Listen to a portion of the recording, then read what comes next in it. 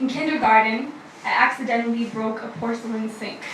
I watched it fall 2 feet in slow motion before shattering across the tired tile floors. I wanted to run, to absolve myself of guilt, but my chest lingered for a while.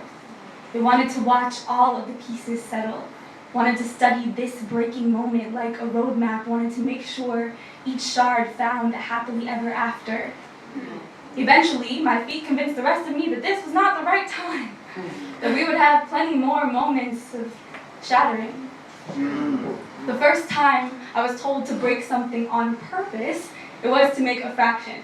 The teacher said, a fraction is one number divided by another. So I asked, what gave the bottom number the authority to tear down a bird in flight? Okay. The teacher said, the numerator goes on top and the denominator goes on the bottom. So I asked, well, which way is up? In which direction does gravity pull a fragmented body? The teacher said, it is improper for the numerator to be bigger than the denominator. Called this a mixed number. I looked at the unbalanced ratio of my mixed hands, and I wondered what God would ever build so impolite a body. I was told to divide myself. I was between 7 and 8 years old.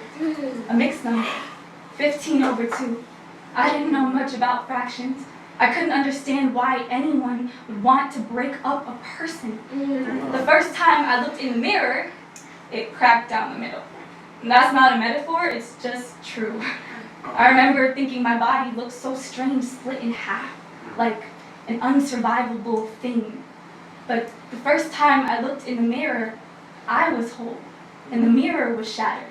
I was one body, and the mirror was a mosaic staring back at me, which is to say, I was not born of division. Partition and segregation are in my history, but my body is not repeating itself. The Indian and black women inside of me are not whittling my bones hollow. I am all denominator and all numerator, all balanced seesaw, but you don't think a seesaw broken.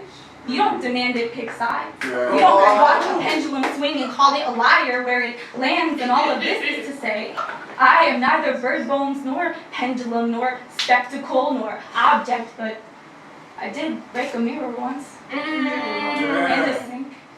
I did watch the pieces fall 2 feet in slow motion, lingered in this breaking moment like it was a roadmap and I was a sink. I did watch. I did wait. I did tuck a shard beneath my tongue. I did bleed. And the halves of me seeped into each other, mixed into one impolite body, one unbalanced ratio, and I was as whole as I would ever be. I am as whole as I will ever be.